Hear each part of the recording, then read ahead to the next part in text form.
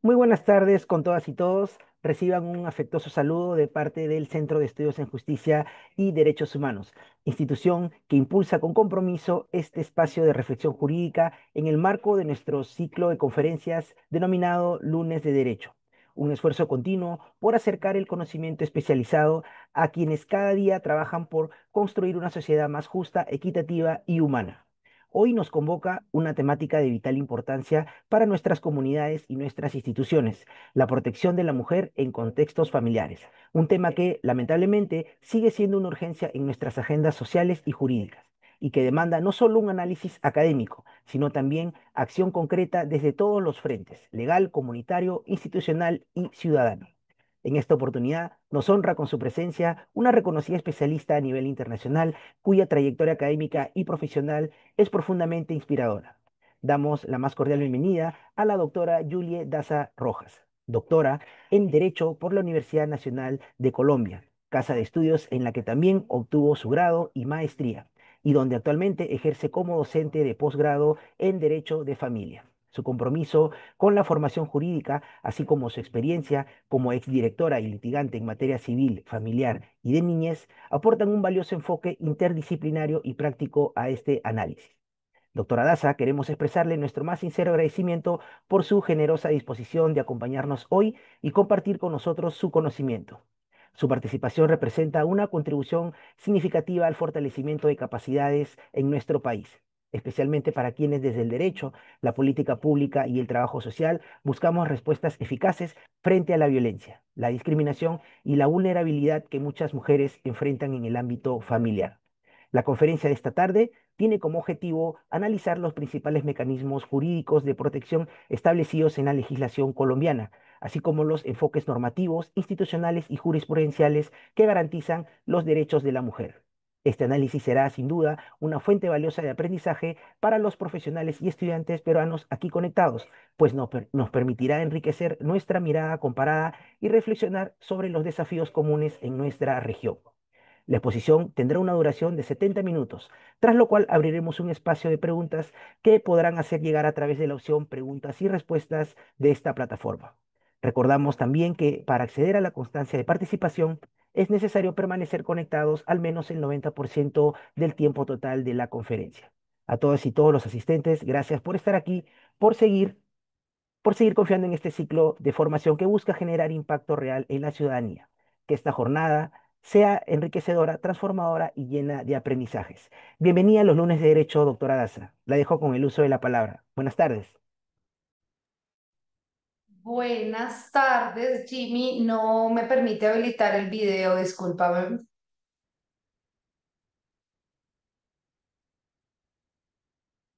Me dice que lo ha deshabilitado el anfitrión.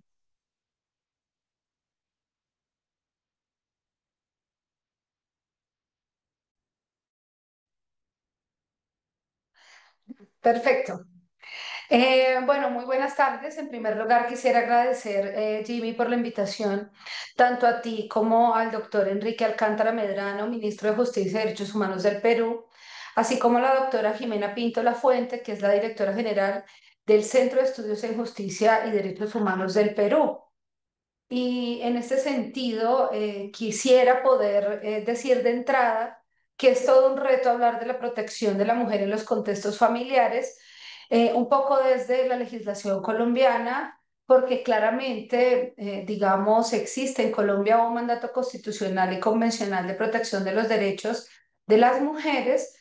buscando claramente una mayor protección de esos derechos y una sanción efectiva a la violencia que se genera en su contra, pero también entendiendo que hay algunas situaciones o circunstancias que nos obligan a mirar desde un enfoque mucho más amplio la realidad de la violencia de género en nuestro país. Como imagino, son los esfuerzos que en este momento está haciendo el Centro de Estudios que ustedes acompañan y, por supuesto, el Ministerio de Justicia y Derechos Humanos del Perú. Dicho esto, quisiera, digamos, desde una visión un poco más amplia, establecer algunos derroteros que hoy, en estos minutos que me han dado la oportunidad, digamos, de dialogar o de desarrollar esta temática, hablar un poco desde entender o comprender que el enfoque de género o hablar mejor de los derechos de las mujeres implica que partamos de una interpretación a partir del enfoque de género, un enfoque, digamos, que se encuentra en disputa porque la correcta administración, digamos, aplicación de este enfoque busca que siempre que estemos en una circunstancia donde se discuten los derechos de las mujeres, se pueda realizar un análisis de esa situación conflictiva, un poco para verificar si efectivamente en esa discusión o en esa disputa eh, se puede hablar de la trascendencia en la resolución de un caso individual que busque resolver una situación conflictiva o el cumplimiento de una obligación para que a partir de ese análisis podamos establecer un estándar, bien en sede judicial o bien en sede administrativa, para corregir las desigualdades presentes en la sociedad entre hombres y mujeres, entendiendo que ya, digamos, desde un enfoque de género también hablamos de unas personas con una orientación sexual diversa y que, digamos, esto nos va a permitir, desde un punto de vista de la correcta aplicación de un enfoque de género, no solo estandarizar la función, como ya lo había dicho, sino también tratar de corregir esas desigualdades históricas presentes en la sociedad e impartir justicia con imparcialidad y con equidad. Es decir, que juega un papel muy importante el análisis de los derechos de la mujer desde un sentido más amplio, integrar un enfoque de género como una herramienta indispensable para garantizar que las decisiones judiciales o administrativas sean justas y no perpetúen esas desigualdades históricas. Por lo tanto, esta presentación primero hará un desglose de esos conceptos claves para entender esta perspectiva, diferenciarlos también desde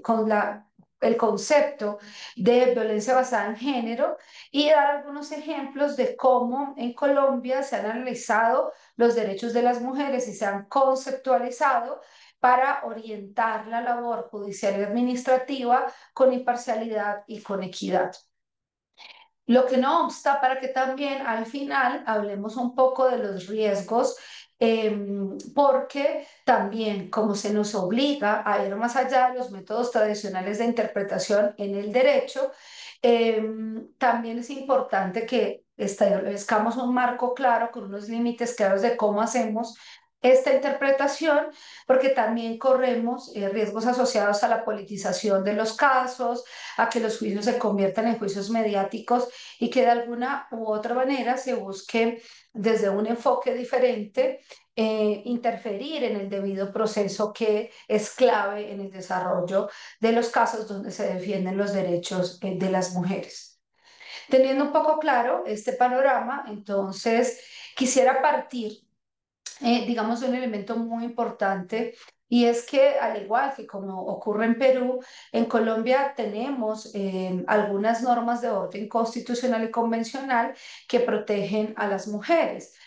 pero que no podemos desconocer que la normativa no es suficiente, sino que también hoy en día los movimientos sociales en el mundo demandan una igualdad real y por eso es muy importante que se genere un canal entre ese contexto jurídico, entre esa normativa y los movimientos sociales para que nos podamos nutrir de esos aportes y con esos aportes podamos no solo contextualizar mejor los casos, sino dar una respuesta real, digamos, para la protección de la mujer y las personas con una orientación sexual diversa en un enfoque más amplio. No es ajeno, digamos, la protección de sujetos, valga la redundancia, de especial protección constitucional o convencional, digamos, a los sistemas jurídicos. Nosotros ya, por ejemplo, tenemos al derecho de infancia, cuando nos dice el derecho de infancia que debemos interpretar analizando el interés superior.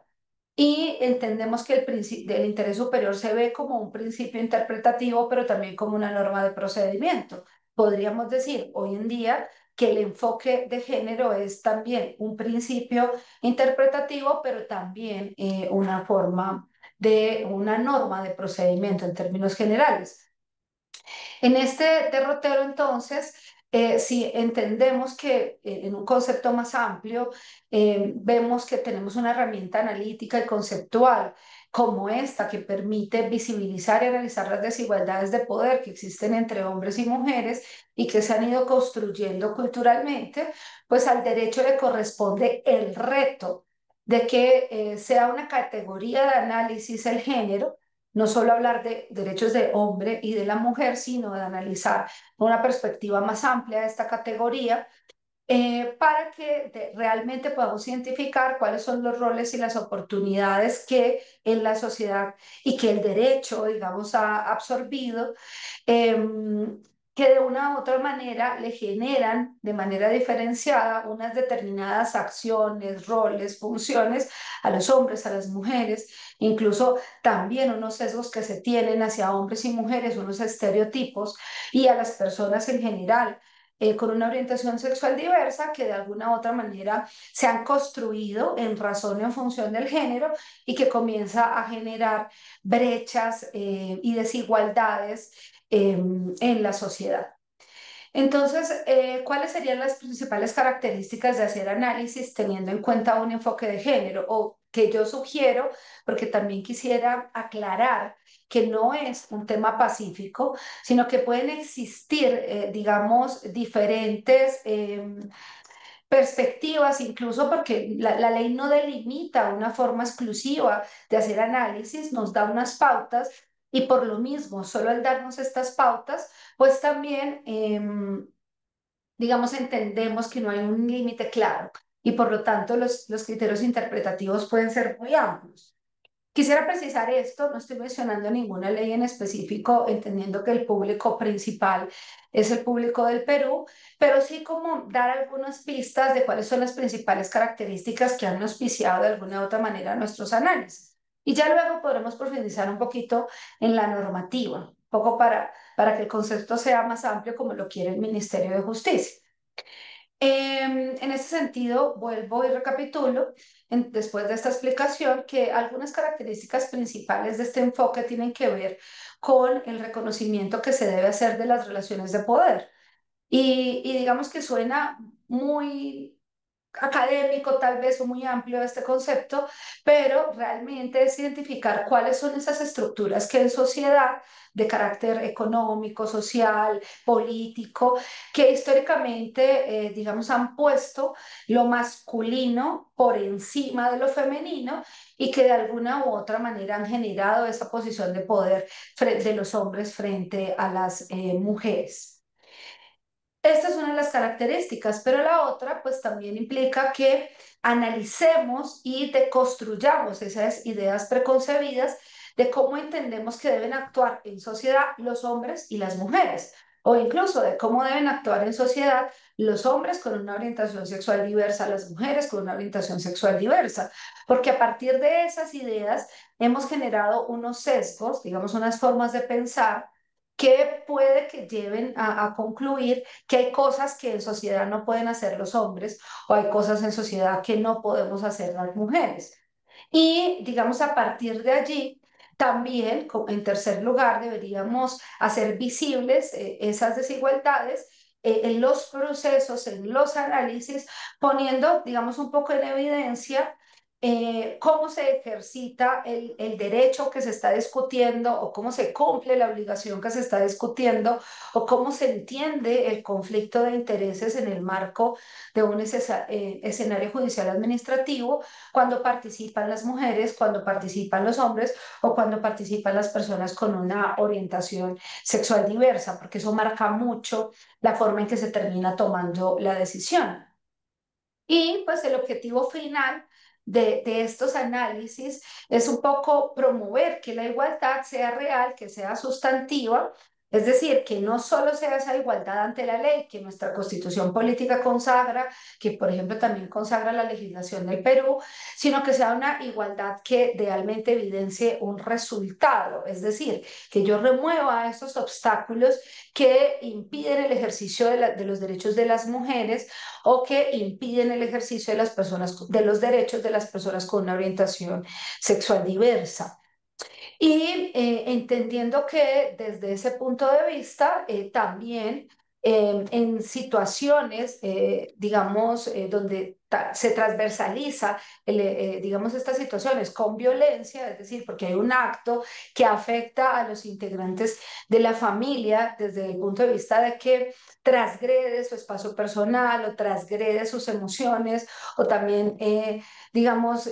económicamente se hace un ejercicio de poder, pues entender que también debemos hacer un análisis entendiendo que todos esos actos que causan daño físico, sexual, emocional, económico o psicológico, pues deben ser analizados como una consecuencia de esa desigualdad de poder entre hombres y mujeres y que son factores determinantes al momento de tomar una decisión o al momento de adoptar en nuestras legislaciones sistemas de protección que efectivamente garanticen los derechos de las mujeres en este caso y que evite que se constituyan sesgos o estereotipos que afecten a los hombres o a las personas con una orientación sexual diversa. Y entonces, ya desde un punto de vista donde transversalizamos esta discusión con las violencias basadas en género, pues entendemos que debemos hacer análisis de otras motivaciones. Por ejemplo, entender que a veces en la violencia basada en género hay factores determinantes como el control o el ejercicio de propiedad que se puede llegar a pretender tener sobre una persona en razón de su género y que obviamente está demostrado que afecta de manera desproporcionada a las mujeres, a las niñas y a las personas con una orientación sexual diversa. También, digamos que en este sentido debemos analizar en estas situaciones de violencia basada en género que hay una intencionalidad y esa intencionalidad de alguna u otra manera es dominar, controlar o menoscabar la dignidad de una mujer, de una niña o de una persona con una orientación sexual diversa porque creemos que tenemos de alguna u otra manera una posición superior que nos valida precisamente para controlar o menoscabar sus derechos. Y la violencia, como les mencioné al inicio, pues tiene diferentes manifestaciones. O sea, puede ser una violencia como desde un golpe, es decir, una violencia física, como también puede existir violencia psicológica, patrimonial o económica, sexual, y que no ocurre solo en el ámbito doméstico, sino que también puede, digamos, ocurrir en ámbitos más amplios, en ámbitos públicos. Es decir, que también se presenta en el trabajo, en la comunidad en la que me encuentro hoy en día, a través de medios digitales, porque uno comienza un poco a ver esos análisis que hacen y que se ve, digamos, en las denuncias que hacen muchas mujeres, en donde comienzan a hacerse manifestaciones de odio en sus redes sociales a partir incluso de la consideración subjetiva de una persona frente a lo que puede ser una mujer o una persona con una orientación sexual diversa.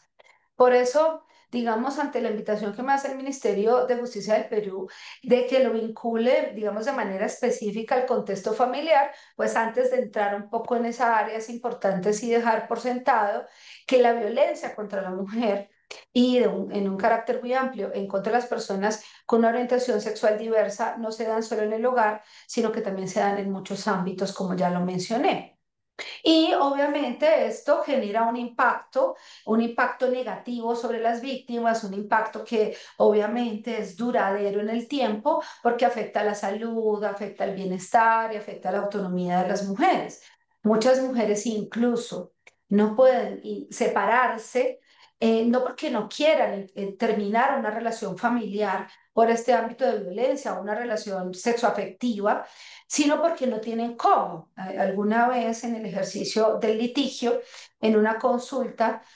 una mujer decía, sí, doctora, pero es que yo dejé de trabajar. Y dejé de trabajar porque, pues, bajo la responsabilidad del cuidado de los hijos, se acordó en su momento con quien es mi pareja que yo no realizaría más que las labores de cuidado de los niños, porque pagar a un tercero era lo mismo que yo me quedara en casa. Y en este momento que estoy sufriendo violencia, no tengo a dónde ir, no tengo independencia económica. Entonces, de alguna u otra manera, la víctima sigue en esa relación porque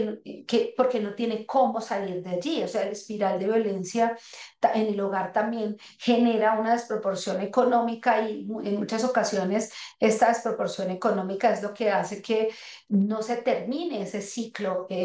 digamos, de poder y que por lo tanto no podamos proteger a muchas mujeres. Y es un reto para nuestros sistemas jurídicos pensar en cómo generamos esos sistemas de protección. Pero también es importante cuando nosotros hablamos de estas temáticas diferenciar lo que no son, digamos, esas relaciones de poder y lo que no constituye violencia. Porque a veces se confunde, es decir, no podemos hacer el símil de que toda situación que afecte a la mujer es una violencia desproporcionada con la mujer o que en toda situación donde uno de los sujetos sea una persona con una orientación sexual diversa implica una discriminación hacia ella. Entonces, siempre es importante hablar que estas dinámicas de poder o de subordinación en razón del género, pues es importante analizarlas y ir más allá que simplemente decir es hombre o es mujer, ya es violencia contra la mujer, sino que eso nos obliga a considerar realmente, tanto en el entorno global como en el entorno familiar, que no todo conflicto de pareja, no toda discusión, no todo desacuerdo ya implica per se una violencia basada en género, sino que hay que verificar, obviamente, si hay una desigualdad diferente al enojo o a la frustración que es normal en las relaciones de pareja. Por eso son importantes.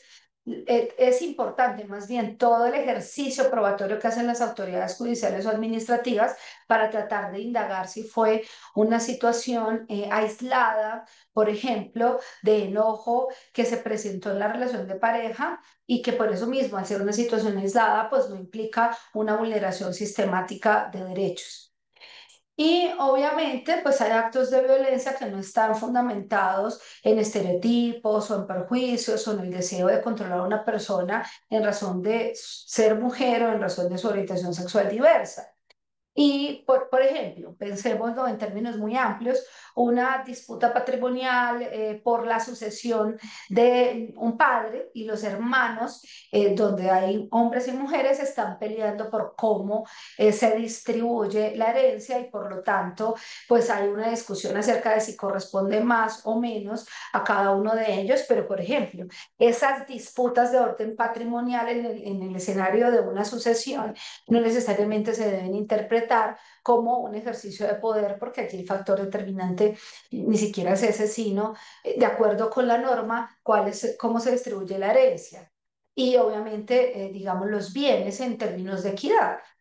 Estoy dando un ejemplo. Algunos podrían decir, claro que en las sucesiones pueden existir situaciones donde haya una desigualdad entre hombres y mujeres. Pongamos un ejemplo que yo a las mujeres les entregue los lotes o las propiedades en los lugares más aislados, con más dificultades de acceso, con menos acceso a servicios públicos domiciliarios. En cambio, a los hombres les deje las propiedades más cercanas, digamos, a urbes que sí tienen todos los servicios públicos y que no tienen dificultades de acceso y que sea evidente en un testamento o que sea evidente en una partición en vida que yo estoy haciendo esa distinción. Tal vez allí también puede existir una discriminación basada en el género, pero entonces tendríamos que verificar que esté fundamentado precisamente en eso. Eh, También es importante entender que a veces hay terminación de las relaciones sentimentales y por esa terminación de las relaciones sentimentales amorosas, el desacuerdo que exista en la pareja sobre la crianza de los hijos no siempre, digamos, tiene que ver con formas de coacción o de manipulación hacia los padres. Claramente. Hoy en día los hombres y las mujeres quieren tener un rol más activo en la vida de sus hijos y de sus hijas, y por lo tanto hay que entender que siempre y cuando no utilicen una forma de coacción, como por ejemplo, si usted quiere que yo le dé X cantidad de dinero como cuota alimentaria, tiene que hacer esto. Si no está, digamos, una situación como esa, las disputas normales acerca de si, por ejemplo, permitimos que un hijo o hija tenga un piercing, pues no se deben ver como una situación que amerite, digamos, un enfoque de género en esos casos, porque digamos que en síntesis la diferencia radical, la diferencia puntual radicaría en el desequilibrio de poder y en la intencionalidad de perpetuar esa subordinación, ese mantenimiento de la coacción basado en el hecho de ser mujer o basado en el hecho de tener una orientación sexual diversa o de manifestar o de expresar un género diverso. Digamos que es el concepto, digamos, mucho más amplio. Por ello, es importante, obviamente, que nuestros jueces y juezas y las personas que administran, digamos, de alguna u otra manera justicia, pero en el ámbito administrativo, en defensorías o comisarias en familia, que las llamamos así en Colombia, o en casos de justicia, abordar, pues, obviamente, los casos teniendo en cuenta que lo primero es, una autoridad no debería parcializarse en favor de una de las partes, sino garantizar que esas desigualdades estructurales no afecten el resultado del proceso. Entonces uno diría, bueno, ¿cómo debe abordarse por una autoridad administrativa o cómo debe abordarse por un juez los casos con un enfoque de género? Digamos que yo tentativamente me arriesgo a hacer unas propuestas bajo la comprensión también de que cada juez o jueza o cada autoridad tendrá un criterio, pero yo creo que al menos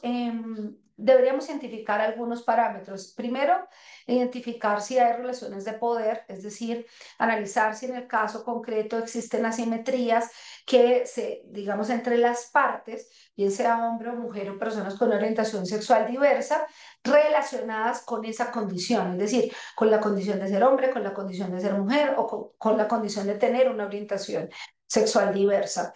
Y obviamente comenzar a cuestionar de alguna u otra manera la neutralidad de la norma jurídica. ¿Por qué? Porque el derecho no siempre es neutro. Y en ese sentido, algunas normas en su aplicación pueden tener un impacto diferenciado y discriminatorio. Pensémonos aquí un ejemplo loquísimo y es que digamos que la sociedad conyugal, que no es un ejemplo que no es real, pero es para que me entiendan como el ejemplo, la sociedad conyugal se distribuirá de acuerdo con el monto del aporte. Y entonces sea difícil ver el aporte de la mujer porque la mujer normalmente hace un aporte en trabajo doméstico. Si dijéramos eso, pensemos el hombre que trabaja en un banco, que dirige el banco, que tiene un salario de $10.000, puede que tenga un mayor aporte que lo que consideremos es el aporte que realiza la mujer frente al trabajo doméstico. Y digamos, no, pues es que ella lava, plancha, cocina y eso tiene un valor pero no de $10.000. El valor del aporte de la mujer son $2.000 al mes, un ejemplo. Y dijéramos entonces que esa sociedad se dividiría en virtud del aporte. Pues claro, sería injusto. ¿Por qué sería injusto? Porque allí estamos haciendo una distinción en el derecho que va a tener un impacto diferencial y discriminatorio. ¿Cómo le damos valor al cuidado de un hijo y a un hijo en buenas condiciones? ¿O cómo le damos el valor al cuidado que se realiza en el hogar para manifestar o para dar amor? ¿Y cómo ponemos eso en una balanza económica? Entonces hay que cuestionar todo este ejemplo, que es un poco el ejemplo del absurdo, para cuestionar la neutralidad de las normas jurídicas que nos obligan a validar cuál es el impacto cuando yo lo estoy aplicando. También, digamos que en un tercer lugar, yo pondría la valoración de la prueba. ¿Y por qué pondría la valoración de la prueba? Porque de alguna u otra manera en la valoración de la prueba hay que hacer un ejercicio muy importante de desprenderse, digamos, de esa idea que tenemos nosotros de la credibilidad de los testigos, porque sean hombres o mujeres con una orientación sexual diversa, o incluso darle esa credibilidad cuando yo digo, no, pues la persona no mostró ninguna emoción al momento en que se tramita el proceso. Y hace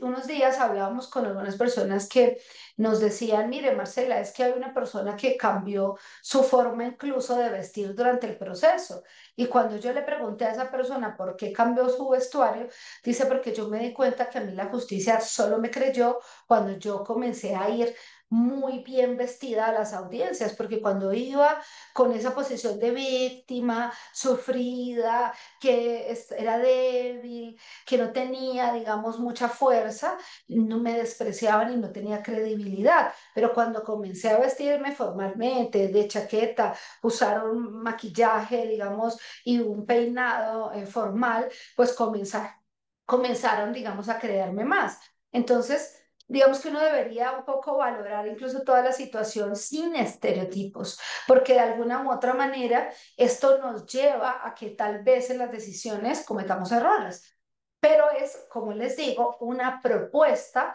digamos, de cómo debe verse un caso con este enfoque. También es importante la proactividad de los funcionarios judiciales o administrativos cuando es necesario, obviamente esclarecer los hechos que se están poniendo a discusión, bien para el cumplimiento de la obligación, bien para la discusión sobre el derecho, pues entender que yo puedo decretar en algunos casos pruebas de oficio para precisamente verificar si hay condiciones desiguales. El juez o la jueza, en el momento de ordenar la práctica de las pruebas, puede tratar de buscar aquellas que le permitan visibilizar la violencia y la discriminación. Entonces, llamar a los familiares y tratar de indagar si esa persona estaba siendo realmente aislada de su entorno. Pensemos en un caso de una mujer que es apartada de su familia y entonces uno podría verificar desde cuándo esa persona comenzó a dejar de compartir con su familia en un entorno familiar y si el nexo causal es el momento del matrimonio o es el momento de la relación de pareja, uno claramente podría evidenciar que allí, digamos, hay una práctica que estaba realizando el esposo para afectar, digamos, los derechos de las mujeres. Entonces, se pueden hacer decretos de pruebas de oficio que tengan esa finalidad, que permitan visibilizar que hay una diferencia en el hecho de ser hombre o mujer en esa relación y que esa diferencia lleva a un trato desigual hacia las mujeres o a las personas con una orientación sexual diversa. Por ejemplo, cuando un padre decide pagarle la universidad a un hijo heterosexual, pero decide no pagarle la universidad a un hijo con una orientación homosexual o porque es lesbiana, por ejemplo. Em, digamos que en otro aspecto que sugiero revisar, que revisen, digamos, los jueces o juezas, si a bien lo tienen, es obviamente cuáles podrían ser los mecanismos para proteger a las víctimas y evitar su revictimización, porque yo no solo es proteger a las víctimas, sino también evitar la revictimización. En este sentido, algunos ejemplos podrían ser evitar interrogatorios innecesarios, evitar preguntas humillantes o degradantes, garantizar un trato digno durante todo el proceso y, por ejemplo, no permitirle a los abogados litigantes, y aclaro que yo durante mucho tiempo he sido abogada litigante, ahorita no, pero sí tengo esa experiencia, que los abogados litigantes sean respetuosos y no tengan conductas agresivas hacia las víctimas, especialmente las mujeres en estos procesos. Y obviamente, ya al momento de la toma de la decisión, pues en sus decisiones, en sus sentencias,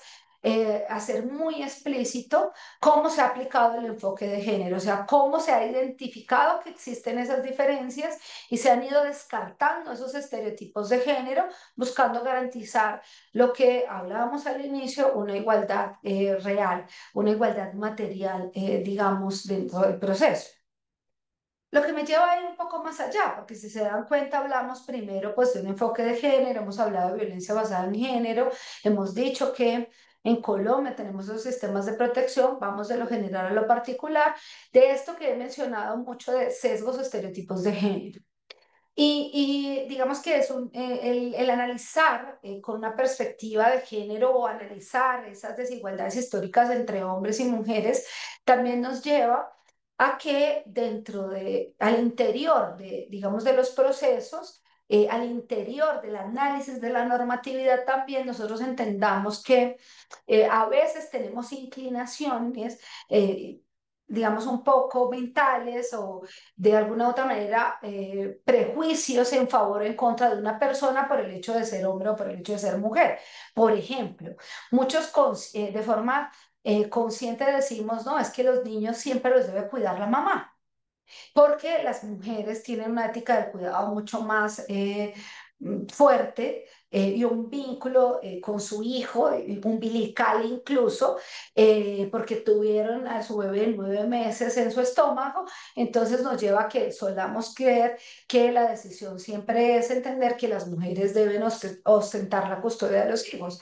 Pero en algunos casos esto puede que no sea así. En algunos casos el cuidador principal puede ser el caballero porque tiene más tiempo, porque ha decidido asumir el rol del cuidado del hogar, porque incluso trabaja de forma independiente, tiene un teletrabajo que le permite estar todo el tiempo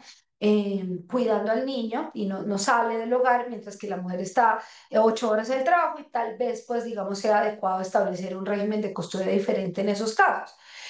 No estoy diciendo que las mujeres no puedan tener la custodia de los hijos, no me malinterpreten, sino que no tengamos un poco ese sesgo de que solo las mujeres pueden tenerlo, porque también hay que tomar decisiones a partir, digamos, de una realidad. Y esa realidad que no tenga en cuenta esa inclinación de siempre los hijos con las mujeres o siempre el hombre es violento. Esto, digamos, es para que de alguna u otra manera todas esas creencias y todas esas ideas generalizadas no generen estereotipos, porque el género, digamos, es el gran grupo, eh, pero considero yo los estereotipos ya son como los casos muy puntuales que nos llevan a creencias o a ideas generalizadas sobre cómo debe ser un hombre, cómo debe ser una mujer, cuál es el atributo de un hombre, cuál es el atributo de una mujer. El hombre no puede llorar, la mujer es demasiado sensible o emocional y que de alguna u otra manera podrían incidir en la toma de una decisión. Y entonces ustedes dirían, vamos a tratar de responder preguntas que yo me haría si estuviera en el público. Habla muy bonito, doctora, pero ¿cómo identificar los sesgos y los estereotipos de género en ese ámbito? Cuando estemos en un conflicto, en un debate del derecho, pues una clave única o una solución única no la hay, pero podemos, digamos, tener algunos parámetros. Es decir, no hay una solución única, tendríamos que tener algunos parámetros generales, como por ejemplo, valorar, obviamente, los testimonios y las pruebas. No dar por sentado que el testimonio de un hombre es más fiable que el de una mujer. Interpretar, obviamente, el comportamiento. O sea, uno no puede juzgar en algunos casos porque la mujer tenga que trabajar 8 horas, sea mala madre. ¿Sí? El hecho de que la mujer trabaje fuera de casa, entonces la mujer va a ser mala madre porque tenga que dejar el cuidado del niño, de la niña o del niño a una niñera o de la abuela materna. También uno podría decir, bueno, yo tengo que interpretar ese comportamiento entendiendo que un hombre sea masculino no significa que no pueda expresar sus emociones y ya diga, no, pues es que este hombre se comporta como una mujer, que esos a veces son estos sesgos que tenemos y que nos llevan a tomar decisiones que a veces no son las adecuadas. Entonces, en este sentido, también en la aplicación de la ley, por ejemplo, en casos de violencia intrafamiliar, comprender que el hecho de que no exista una prueba diferente al testimonio no significa que la violencia no exista. ¿Por qué? Porque recordemos que en casos de violencia intrafamiliar o violencia doméstica, casi siempre se da en el ámbito privado, casi siempre es difícil de identificar si efectivamente ocurrió. Y más cuando es, por ejemplo, una violencia verbal, que no tenemos una prueba de huella física como un golpe. Pensemos que todo el tiempo la persona está utilizando palabras humillantes hacia la otra. Voy a dar unos ejemplos obviamente poco, no tan fuertes como para no incomodar, sino, por ejemplo, usted es bobo, usted es tonto, usted es estúpido, usted no sabe hacerlo, que se le diga a la mujer o al hombre. Y digamos, esto a veces es difícil de probar. Allí también nos tenemos que un poco ayudar de los trabajadores sociales o los equipos psicosociales que están, digamos, al servicio de la justicia para poder entender si efectivamente el impacto emocional que genera la violencia, pues hace que podamos dar mayor credibilidad, digamos, a estos testimonios. En ese sentido, también es importante, incluso desde el lenguaje, emplear un lenguaje que no invisibilice a las mujeres, que no reproduzca esos roles tradicionales que esperamos de las mujeres, que no impliquen sesgos a favor de una u otra parte en el proceso. Y obviamente Esto pasa por primero un proceso formativo y de sensibilización, que es lo que bien está haciendo el Ministerio de Justicia del Perú, cómo hacer una formación constante para que abogados, abogadas, operadores de la justicia, jueces y juezas, pues reciban capacitación sobre lo que es igualdad de género, sobre lo que son derechos humanos de las mujeres, sobre lo que pueden ser nuevas formas de discriminación, incluso en el ámbito de las redes sociales, hoy en día, digamos, tan importante. Y además de esa formación y sensibilización continua, es importante hacer procesos de autoevaluación y de reflexionar cómo realizamos nuestros propios procesos y si nosotros estamos tomando decisiones a partir de nuestros propios prejuicios y cómo estos nos influyen. Claro, cada región de la que nosotros somos puede tener un contexto de discriminación. Por ejemplo, yo te diría, en la región en la que yo nací, pues sería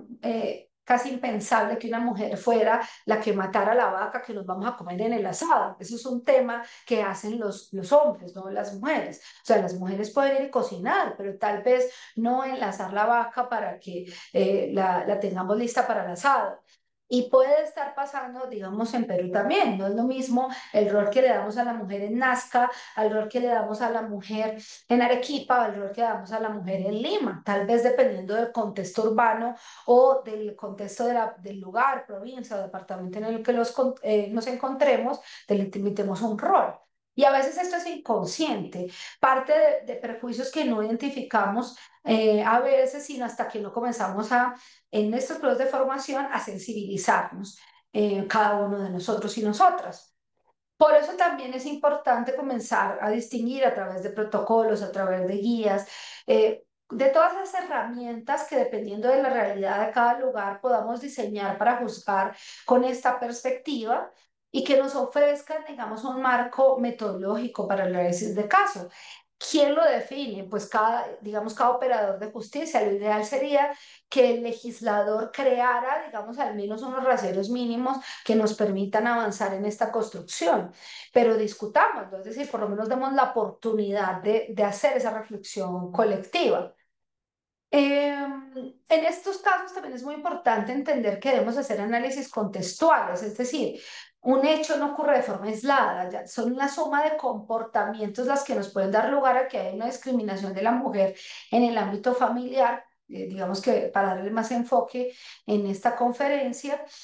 porque si nos quedamos solo en analizar que en el contexto social y cultural hay desigualdades de género, pues esto es una realidad a gritos, pero ese análisis contextual en el hogar, en cuanto a quién toma las decisiones en el hogar, cómo se toman tradicionalmente, qué decisiones están vedadas para las mujeres porque siempre la toman los hombres, y esto, digamos, es relevante en los análisis de casos en el contexto familiar.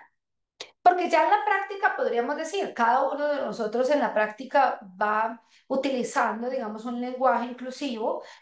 donde de alguna u otra manera visibilicemos a las personas y no hagamos una división, digamos, que refuerce los estereotipos.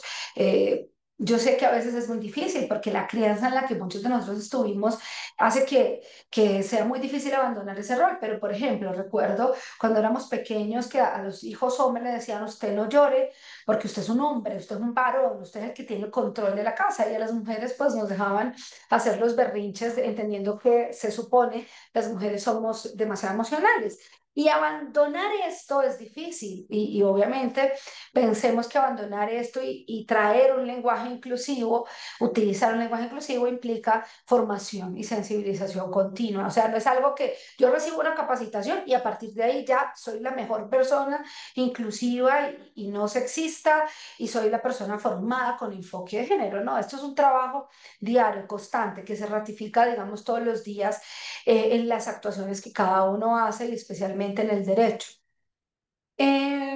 Digamos que hoy en día incorporar estos enfoques en la administración de justicia no es una opción.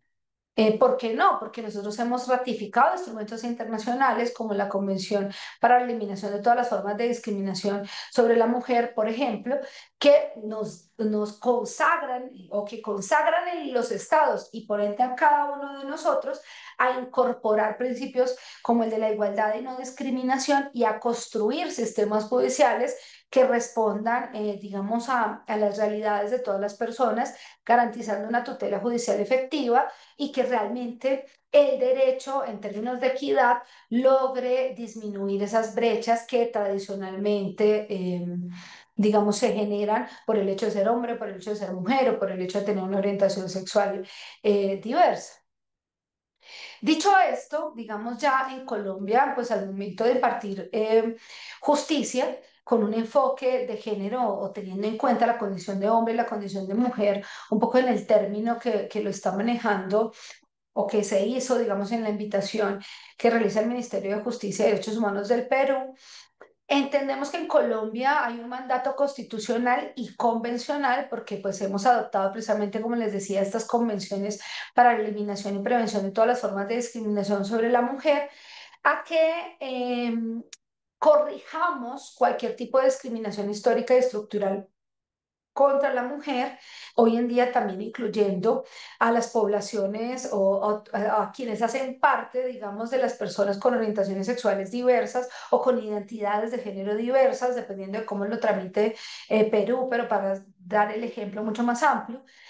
Y pues claro, esto implica un desglose de todos esos conceptos que van, digamos, em,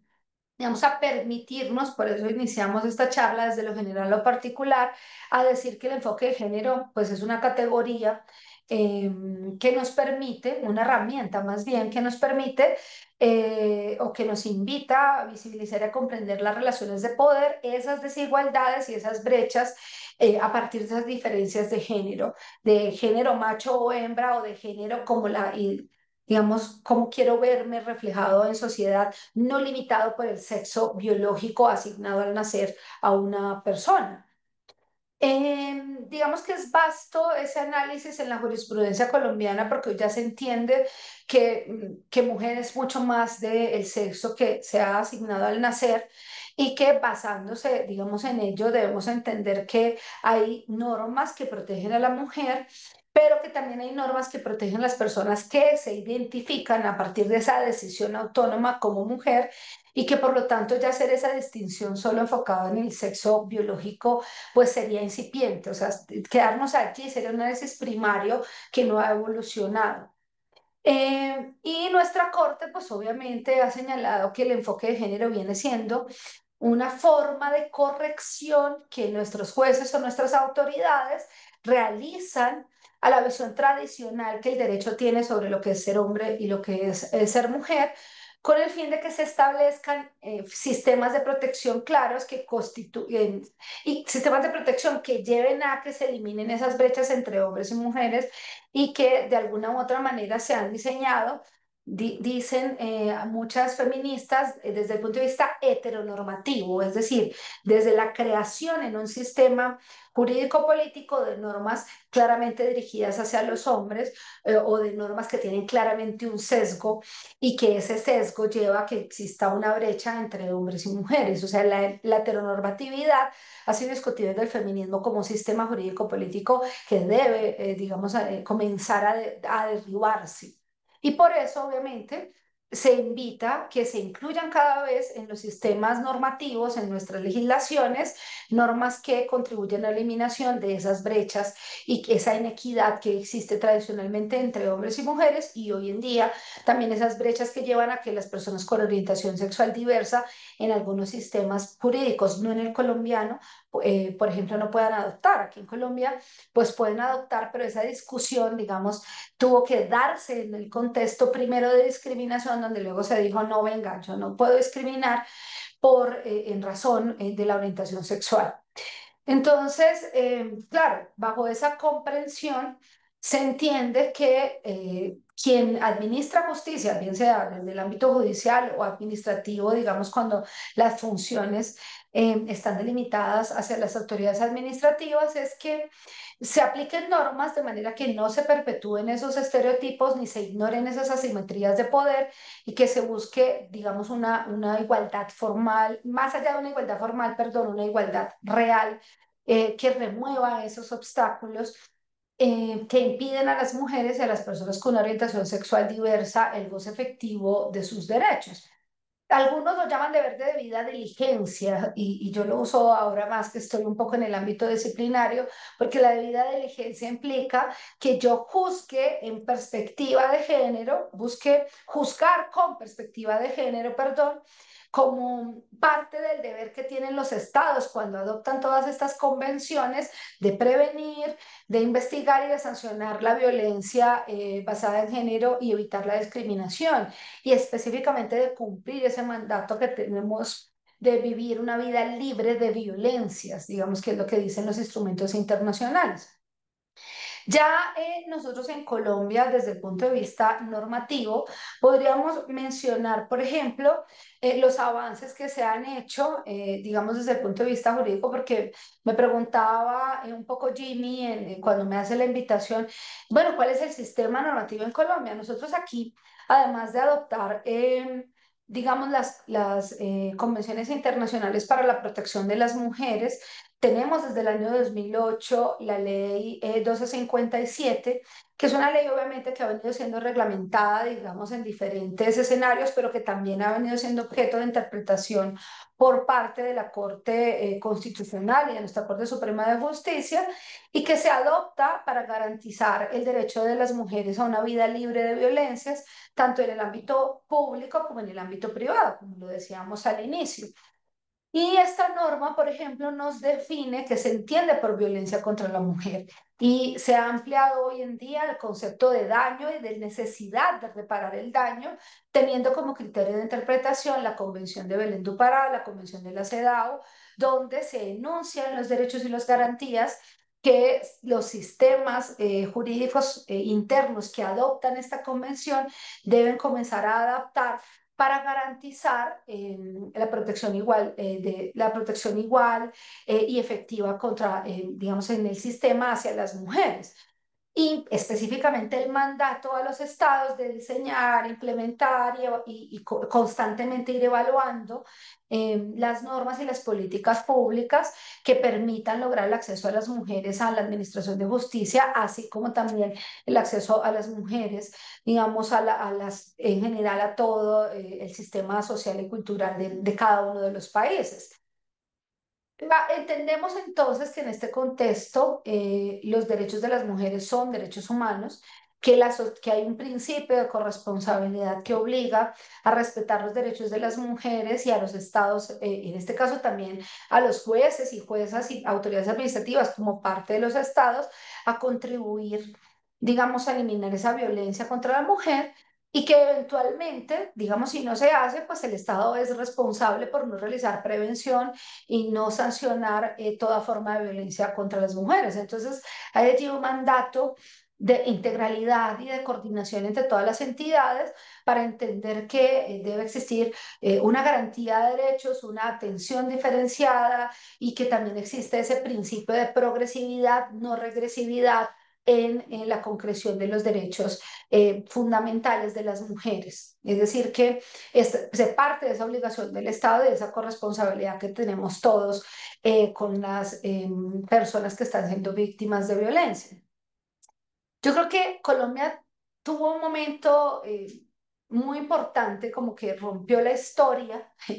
digo yo, desde el punto de vista constitucional, en cuanto a lo que entendemos por aplicación de un enfoque de género y esa obligación de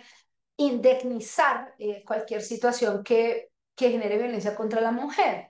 Y yo creo que una sentencia clave allí es la sentencia de SU 080 de 2020, que nos habla de esta perspectiva o del análisis con perspectiva de género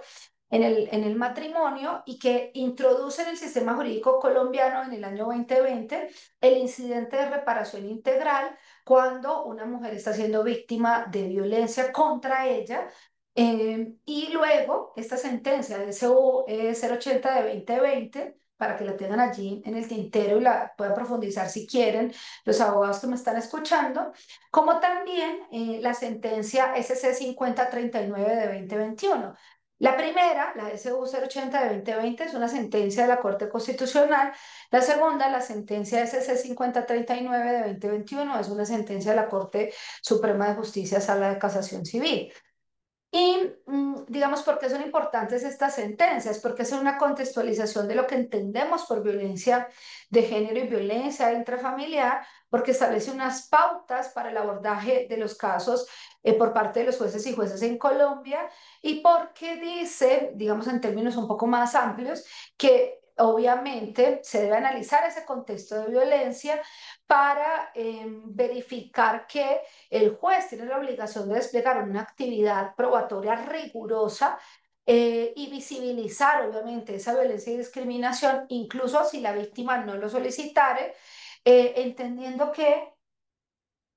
no hay una víctima ideal y que incluso la víctima, digamos, a veces puede tener una tardanza en denunciar, pero que esa tardanza en denunciar pues no es un argumento para que se desacredite su testimonio. Dicho esto, pues es una obligación proteger a las víctimas también de una revictimización, garantizando durante todo el proceso un trato digno y evitando confrontaciones innecesarias con el agresor. Yo digamos, he dicho en muchos escenarios que hay que entender el impacto del proceso en derecho de familia y que uno debería entender que en los procesos de familia, cuando yo hablo, digamos, del proceso, debo entender que el proceso en familia tiene una función dual. ¿Y a qué hago referencia con esto? A entender que de un lado el proceso debe disminuir el impacto negativo de los cambios que se dan en la situación familiar y del otro proteger los derechos, bien sea patrimoniales o personales, de los integrantes de la familia. Entonces, si comprendemos que la función del proceso en familia tiene esas dos funciones, podemos avanzar en esa protección. Todo cambio en la situación familiar genera un impacto negativo, pues ninguno de nosotros ha terminado una relación sentimental amorosa, digamos, sin saber que hay un impacto, que duele, que se renuncia a veces a estar permanentemente con los hijos, que de todas maneras es un proyecto de vida que fracasó o que tuvo que terminar cuando yo me había hecho, digamos, la idea de que iba a tener un matrimonio o una unión para toda la vida y que eso pues obviamente duele. Entonces, siempre hay un impacto negativo y el proceso de familia como función tiene precisamente esa tarea de disminuir ese impacto negativo en los cambios en la situación familiar. Y allí el rol de los jueces y las juezas y de las autoridades administrativas es clave bajo la comprensión de la atención integral, digamos, de los procesos. En este mismo sentido, digamos que eh, la violencia contra las mujeres es un fenómeno social, es un problema de salud pública, genera en el contexto que estamos hablando incluso de la ley una violación a los derechos humanos y a las convenciones internacionales sobre derechos humanos ratificadas por Colombia, ratificadas por Perú, que no se concreta solamente en las mujeres, sino que también en todas las personas con una orientación sexual diversa o no normativa, porque estamos acostumbrados a que si es hombre o es mujer, que obviamente tengo que analizar que a veces el sistema sobrevalora lo masculino, subvalora lo femenino y que hay muchas formas en que la violencia se puede manifestar, sexual, física, psicológica, económica.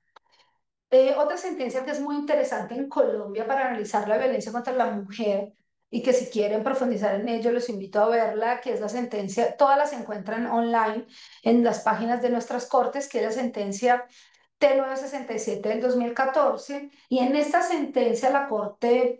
digamos, habla de todas aquellas omisiones o situaciones que están dirigidas intencionalmente a causarle daño a una persona y en este caso a causarle daño a una mujer por el hecho de ser mujer.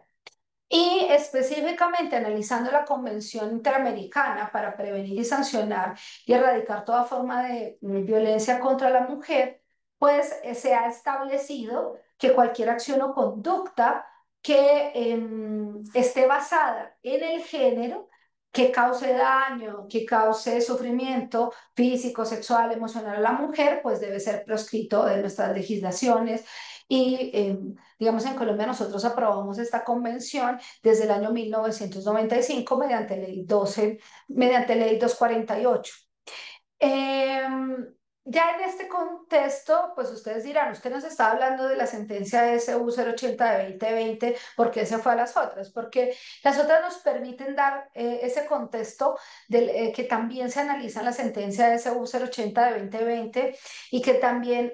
se analiza en la sentencia SC 5039 de 2021, bajo la comprensión de que, digamos, se habla de que en cualquier relación interpersonal, y que en diferentes ámbitos se puede dar esas asimetrías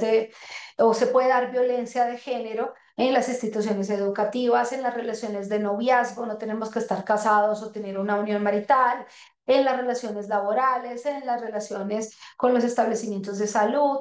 Y que obviamente ya en el ámbito doméstico pues se da en medio de una integración en la familia. Nosotros por ley 2126 del 2021 que reguló la violencia intrafamiliar en Colombia, digamos que es la última reforma, se incluye incluso a las personas que tienen una relación estable no convivencial. ¿Eso qué significa? El noviazgo, en otros términos, también allí en el noviazgo se puede ver violencia doméstica o violencia intrafamiliar. Esos novios de toda la vida, de 5 o 10 años, que tienen, digamos, una relación pública notoria que ha trascendido en el tiempo, también pueden tener esos ejercicios de violencia doméstica. Y obviamente ya en esa sentencia de SU 080 se dice, bueno, entendemos que el enfoque de género en las decisiones judiciales implica, digamos, un desarrollo del derecho a la igualdad, implica que los estados se obliguen a establecer acciones o desarrollar acciones afirmativas, implica que a los jueces les corresponde ese deber de evitar que se reproduzcan estereotipos de género al momento de tomar decisiones, que se reconozca que esa violencia contra la mujer es un problema estructural y que los casos se aborden a partir de la perspectiva o del enfoque de género. Y que obviamente se puede exigir de cualquier escenario judicial, no solo el familiar, también el penal, también el laboral. Y obviamente la intervención de la autoridad es clave para garantizar el ejercicio de los derechos. Digamos que además de esa sentencia de SU 080 del 2020, en la sentencia T012 del 2016 comienza a hablarse también de los análisis con enfoque de género para evitar la revictimización y para, digamos, entender de alguna u otra manera que se deben realizar, digamos, una labor investigativa más acuciosa, flexibilizando la carga probatoria hacia las mujeres, privilegiando los indicios sobre las pruebas indirectas, porque en algunos casos, como les decía, la violencia doméstica se da, digamos, en un entorno privado, no en un entorno público. Entonces, pues allí el juez es un agente de cambio, obviamente, es un agente de cambio cuando quiere ser un agente de cambio. Yo hablaba en estos días con un juez que es muy cercano y él contaba cómo cuando inicia su experiencia como juez quería ser muy proactivo en sus decisiones judiciales y quería establecer sentencias que de verdad cambiaran, digamos,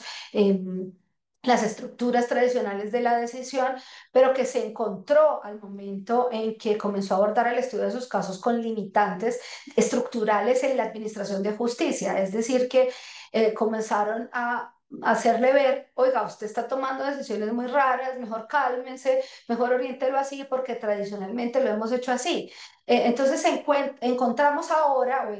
encontró él, para usar una palabra correcta, un poco la resistencia a hacer esos análisis globales que lo lleven incluso a justificar por qué un trato diferencial y por qué, digamos, debíamos innovar en el derecho de familia. Y estas barreras invisibles en la justicia hicieron que él comenzara a ser más tranquilo, en teoría, al momento de tomar sus decisiones. Entonces uno dice, bueno, esto que pareciera tan obvio, y digamos, aplicado en estos casos, pues no es tan obvio, porque todavía seguimos discutiendo estas situaciones y seguimos incluso, a veces el sistema mismo comienza a limitar a estos jueces que tienen mucho ánimo de hacer cambios, mucho ánimo de hacer, que tienen toda la intención de ser proactivos y de cambiar el sistema, pero como que los comienza a limitar mucho el campo jurídico. Eh, Dicho esto, digamos que con ese caso de la sentencia de SU 080 de 2020, se abrió la posibilidad en Colombia, por eso les decía que termina siendo un hito, a que en los procesos de cesación de efectos civiles del matrimonio o de divorcio, cuando esté demostrado que hubo violencia intrafamiliar, o sea, maltratos, se pueda ordenar por el juez la reparación del daño. Y entonces la Corte dice que debe, a través de los incidentes, realizar, digamos, permitir abrir la puerta a un incidente de reparación integral para lograr efectivamente la protección a la mujer de cualquier tipo de violencia bajo la comprensión de que hay una protección constitucional y hay un bloque de constitucionalidad en materia de protección de los derechos de la mujer y que incluso la Convención de Belén du Pará contiene específicamente la obligación de reparación del daño, lo que abre la puerta a que se pueda discutir la responsabilidad civil en las relaciones familiares y como se pueda discutir la responsabilidad civil en las relaciones familiares, pues pueda existir una reparación integral de la mujer víctima de violencia, pues para el caso objeto de estudio. Digamos que esto nos invita a entender la perspectiva de género como un elemento de análisis y bajo esta perspectiva, luego, nuestra Corte Suprema de Justicia, en la sentencia SC 5039 que les he mencionado de 2021, ya no habla del matrimonio, sino de la unión de dos personas sin estar casado y, digamos,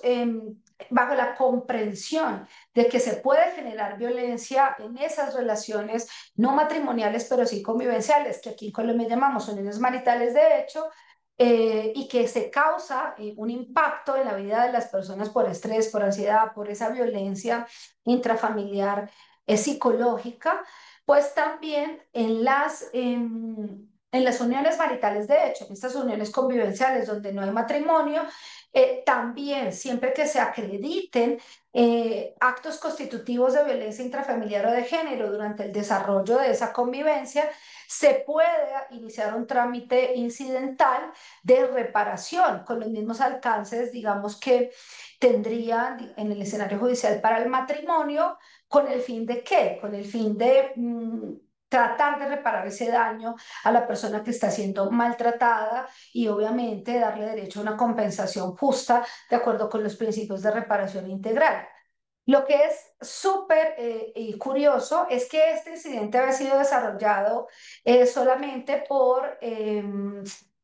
digamos, la jurisprudencia, pero recientemente Colombia expidió la ley 2444 de 2024 y en esta norma habló de el divorcio unilateral, pero, y por eso lo traigo a colación, en esta ley se dijo específicamente que se pueden pretender reparaciones económicas en el marco de los procesos de divorcio y que se puede entender que hay lugar a la reparación integral cuando hay violencia intrafamiliar y violencia de género. Y textualmente nos dice precisamente que si está probada esa violencia,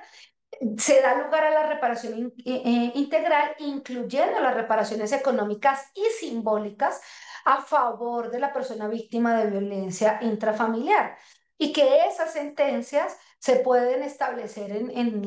esas situaciones, perdón, esas reparaciones se pueden incluir en la sentencia de divorcio aún de oficio, es decir, que le da un margen de acción a nuestros jueces y juezas para decretar esta reparación. Y es una ley reciente porque es una ley del 27 de diciembre del año pasado.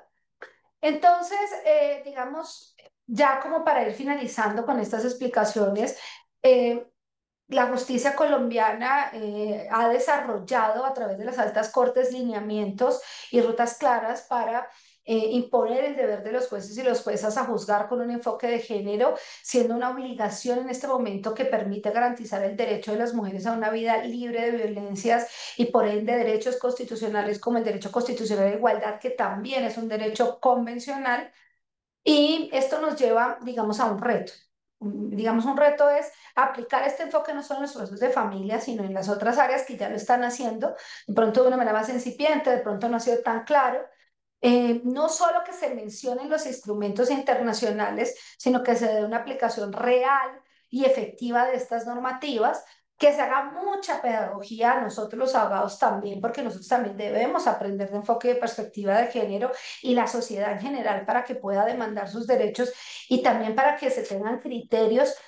claros que no generen una disparidad de interpretaciones, con lo cual no se generen falsas expectativas a los usuarios de la Administración de Justicia. ¿Ya que hago referencia con esto? Falsa expectativa es decir que siempre las mujeres van a ganar por el hecho de ser mujeres, o siempre los hombres van a perder por el hecho de ser hombres. No, simplemente es tener criterios claros para que se entienda cuándo es necesario fallar con una perspectiva de género. Y digamos de alguna u otra manera, analizar situaciones en familia, como por ejemplo la diferencia de salarios y los aportes que realizan los integrantes de la pareja. Hay una sentencia muy interesante reciente de la doctora Marta Patricia Guzmán Álvarez que establece que el enfoque de género es una herramienta para garantizar la equidad en el proceso, pero también, digamos, no solo considerando esas posibles asimetrías o vulnerabilidades, sino que también debe tenerse en cuenta que este enfoque no debe limitar los derechos de las partes, o sea, no debe limitar ni los derechos del hombre, ni los de la mujer, ni los derechos de una persona con orientación sexual diversa. Y que la aplicación del enfoque de género no debe llevar a prejuzgar o a desatender el análisis integral de las pruebas y de los derechos de las partes involucradas, porque eso nos podría llevar a una discriminación inversa, es decir, a que, digamos, so pretexto del enfoque de género desatendamos la neutralidad que también deben tener los jueces y que al desatender la neutralidad se comiencen a generar desproporciones. Entonces, digamos que exige también mucha rigurosidad. Ya como reflexión final, para no aburrirlos, porque los debo tener cansados ya, es importante, digamos, al entender que las autoridades se enfrentan a un desafío muy grande, a tratar de diferenciar y analizar estas desigualdades de poder y este hecho, obviamente, este reto se agrava ante la falta de consenso, o sea, no tenemos consensos muy claros al respecto. En Colombia lo vemos en los salvamentos de voto de estas sentencias en las que, algunas de ellas que he mencionado, porque digamos que todavía no hay un consenso claro y hay una preocupación porque generemos discriminaciones inversas o desatendamos la neutralidad judicial. Por lo que también considero que la ausencia de una definición unificada de protocolos claros ya para obligatorios para todos, pues perpetúa también esas desigualdades y que además se generan inseguridad jurídica porque pues no podemos predecir qué es lo que va a pasar en situaciones tipo, eh, como se hacía, digamos, en otras épocas que era un poco más fácil, digamos, atender esas situaciones. Dicho esto, doctor Jimmy, concluyo. Qué pena que me haya excedido como 5 minutos en el tiempo, pero bueno, el tema es muy amplio y como usted ve, de una riqueza académica muy grande. Doctora Daza, en verdad, muchísimas gracias. Muy didáctica su presentación. La verdad que hemos quedado muy satisfechos académicamente por la presentación que nos ha dado esta tarde. Bueno, agradecerle también a las más de 1000 personas que nos están acompañando en la sesión del día de hoy, lunes, aperturando la semana en los lunes de Derecho. Quiero rápidamente, doctora, acudir a la parte que nos corresponde en este momento, que es compartir alguna de las consultas que nos han realizado nuestro atento público para que usted pueda absolverlas, por favor. Una de las Trataré que no sean muy difíciles. Sí, no, no creo, doctora. Conociendo la expertise que tiene usted, creo que van a ser muy sencillas, pero igual se las comparto. Nos preguntan, ¿no? ¿Qué avances significativos ha tenido la legislación colombiana en materia de violencia intrafamiliar en los últimos años? Hay muchas y creo que ya las he mencionado. Si nosotros vemos, por ejemplo, la ley 2126 de 2021, que es la norma por las cuales se regula un poco el funcionamiento de las comisarías de familia, e incluye, y me parece que es muy interesante, incluye varios enfoques, entre ellos un enfoque de infancia, y nos lleva a que se realice una atención diferenciada y sectorial, digamos, en la Administración de Justicia para los grupos más vulnerables, uno de los cuales son las mujeres, no es el único, y obviamente reitera ese deber de corresponsabilidad que ya traen instrumentos internacionales como la Convención de los Derechos del Niño. Pero como les explicaba, también integra a las personas que tienen una relación sentimental estable, incluso no convivencial, o sea, los noviazgos, que creo que es muy novedoso. Y también, digamos, en esta última ley, la ley 2442 de 2024, que yo además considero que no es una ley estable, y lo discutíamos también con este amigo juez que les comento, porque todavía es muy, la interpretación no es muy clara en el sentido de hasta dónde llega esa reparación y cómo vamos a establecer esta reparación, precisando que igual esta norma, a pesar de que habla de incidente de reparación, incluso de oficio, pues también en algunos casos no nos delimita cómo hacerlo, y entonces al no delimitar cómo, pues en qué momentos incluso el juez se podría estar abocado a un proceso penal, digamos, por esas limitaciones. Yo creería que esas son dos de las últimas normas que de alguna u otra manera, digamos, han regulado la materia, en específico que tiene elementos de reparación del daño y que habla del incidente de reparación y que amplía la protección, digamos, a todos los integrantes de la familia si no convivan. O sea, incluso las parejas separadas son objeto de estos sistemas de protección. O sea, mi expareja con la cual tuve un hijo igual tiene una obligación de respeto hacia mí. Creería que esas son las dos como más importantes en los últimos tiempos. Puede que se me escape alguna, pero les pido excusas. En este momento no recuerdo otra. Gracias, doctora Daza. Otra de las consultas que nos comparten es, ¿qué desafíos se enfrenta el sistema judicial colombiano para aplicar adecuadamente las medidas de protección previstas por la ley? Uf, yo creo que muchos. ¿Por qué? Porque ya los estamos viendo. O sea, la preocupación hoy en día está en cómo aplicamos bien un enfoque de género. Y obviamente, cómo evitamos que por miedo algunas autoridades judiciales o administrativas fallen solo en favor de la mujer por ser mujer o fallen solo en favor del hombre por lo que esperamos de él. Claro, eso nos obliga a entender que el juez es neutral, sí, pero tiene una obligación de valorar en contexto y que puede decretar pruebas de oficio. Entonces yo creo que el reto es ese, y por eso al final de la conferencia les decía, ante la ausencia de esas definiciones únicas, uniformes, esa ausencia nos puede llevar a la inseguridad jurídica. Entonces, yo creo que esa es la principal dificultad. Claro, no todo se resuelve desde lo normativo, pero sí sería muy importante tener una pauta clara, porque cuando cambie la composición de nuestras cortes es posible que cambie el criterio. Entonces, por eso considero que es muy importante que tengamos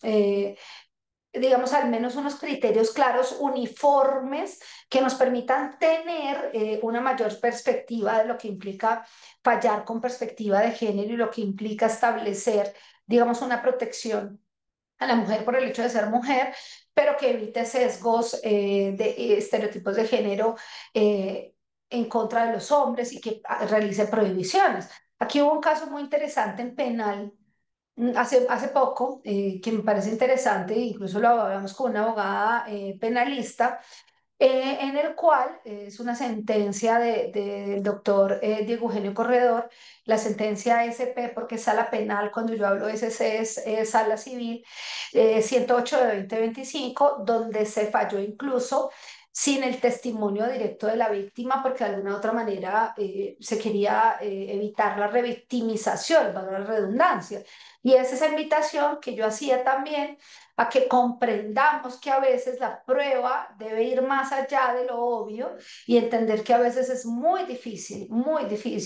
para las mujeres enfrentarse al sistema judicial. En esta sentencia de este año de la Sala Penal se habla de la violencia institucional. Y es esa violencia también que puede ocurrir en el ámbito de la administración de justicia cuando de alguna u otra manera sometemos excesivamente a la mujer a interrogatorios excesivos, que de alguna u otra manera haya mucha revictimización en la administración de justicia. Y por eso, digamos, considero que estos son los retos que se deben asumir cuando se está tratando de establecer un sistema más equitativo,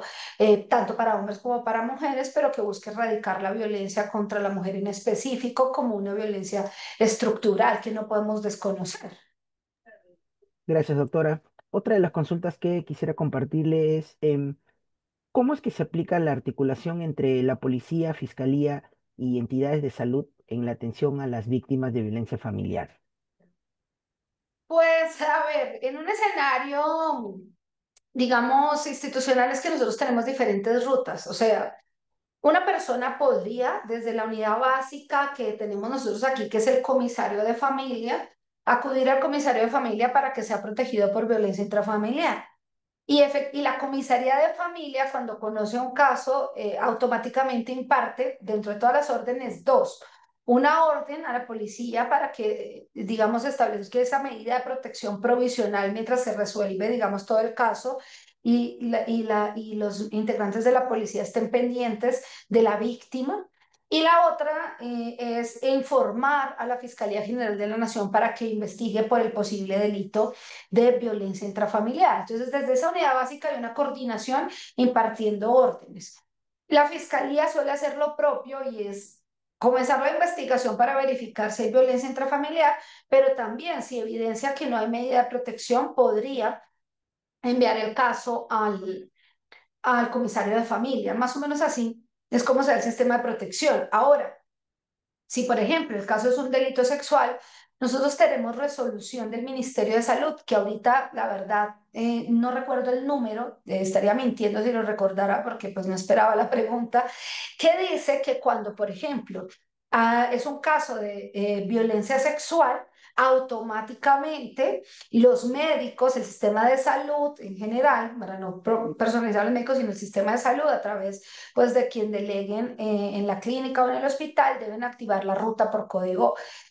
blanco, creo que es el nombre que se le da, para que se investigue esa violencia sexual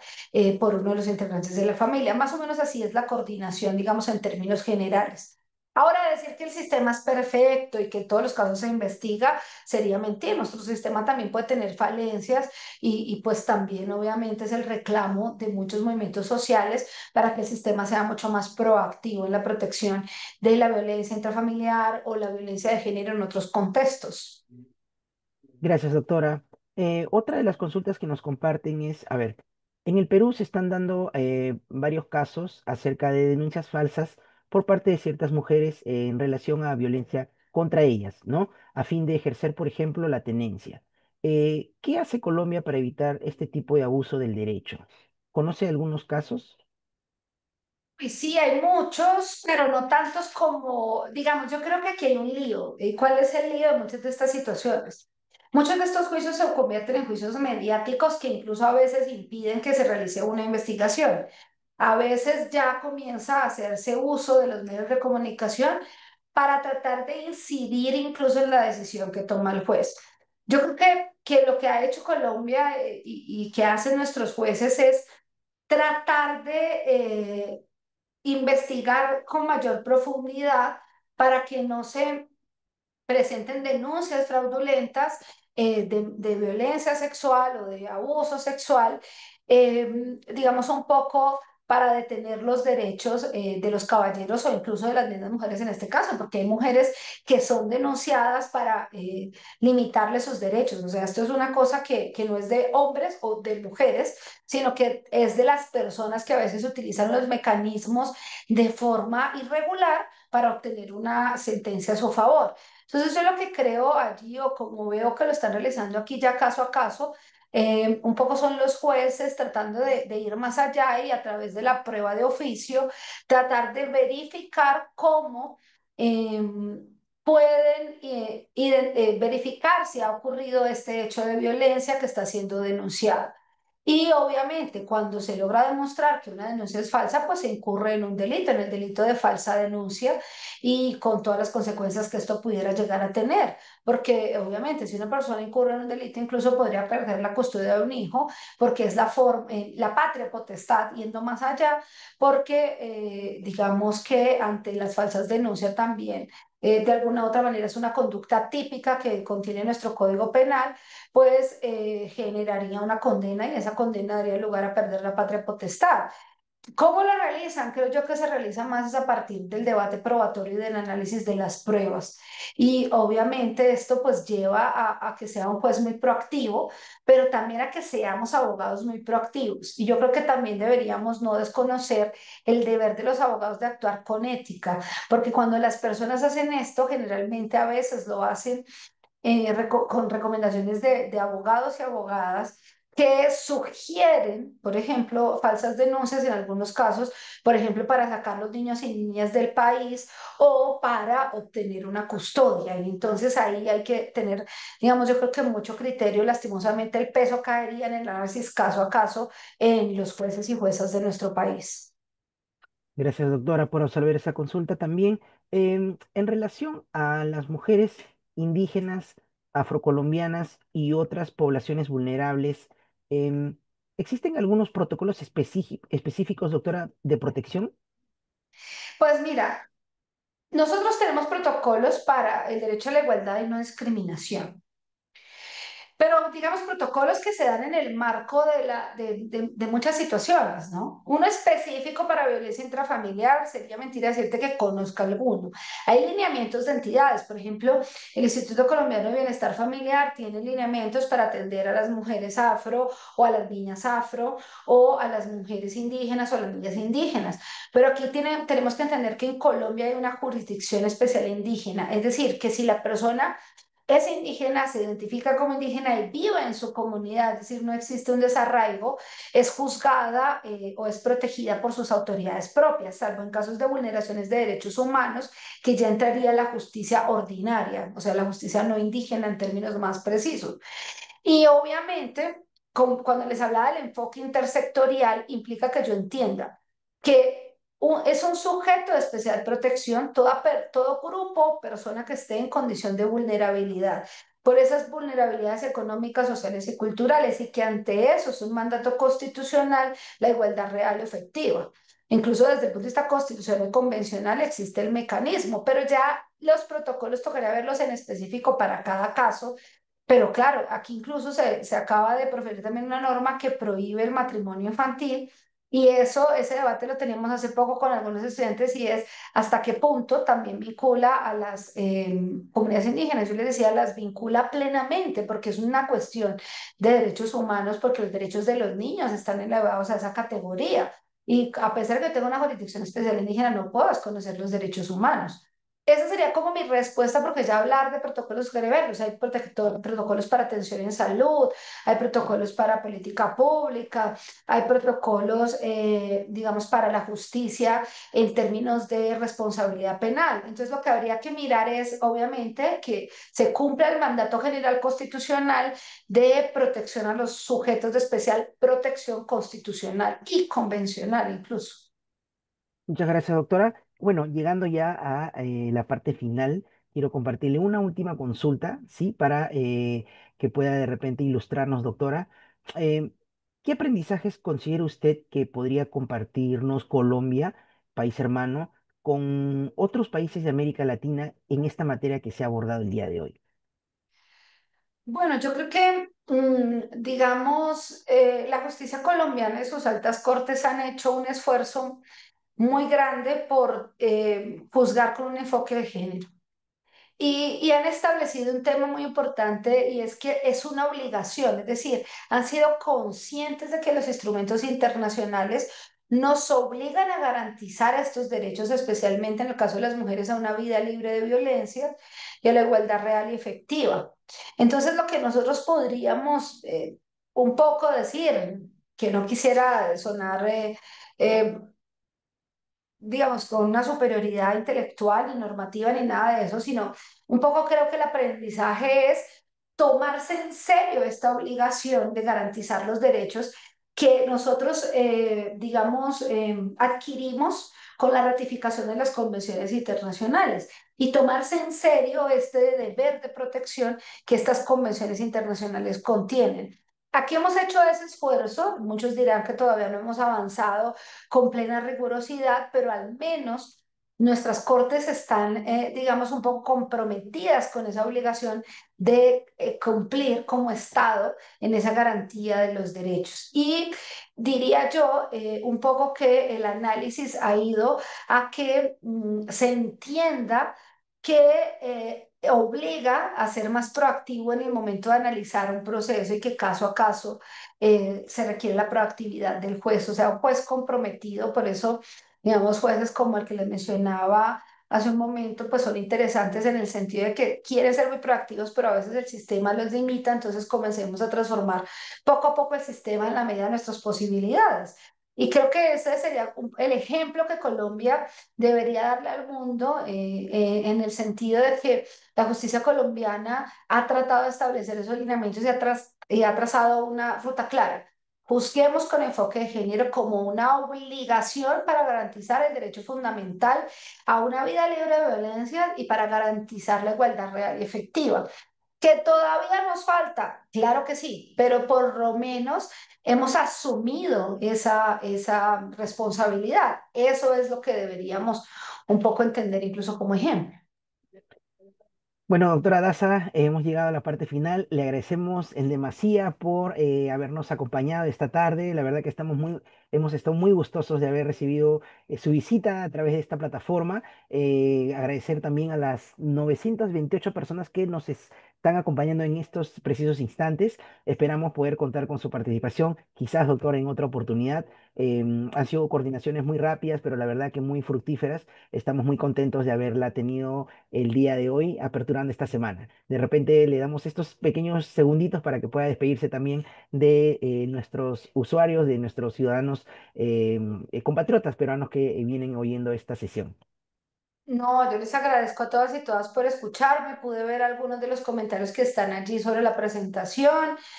De pronto después podamos profundizar en temas más específicos, pero obvio el público es muy general y la idea no es aburrirlos con tanta particularidad de la legislación colombiana. Pero es un país muy bonito que espero visitar pronto y te agradezco a ti, al Centro de Estudios y especialmente al Ministerio de Justicia y Derechos Humanos del Perú, porque realmente realizan esta invitación y fue muy grata en el sentido de que la hacen a través del reconocimiento de la labor que yo también realizo en las redes sociales y en la academia, y esto es muy grato. Para mí ha sido, digamos, una fortuna poder tener un público tan grande hoy. Espero no haberlos aburrido y haber contribuido en algo a la formación de los y las abogadas del Perú y de los y las abogadas de Colombia que de alguna u otra manera por azar se conectaron a esta conferencia. Muchas gracias. Gracias, doctora, y que continúe teniendo usted una muy buena tarde. Muy buenas tardes con todos. Hasta luego. Buenas noches para todos.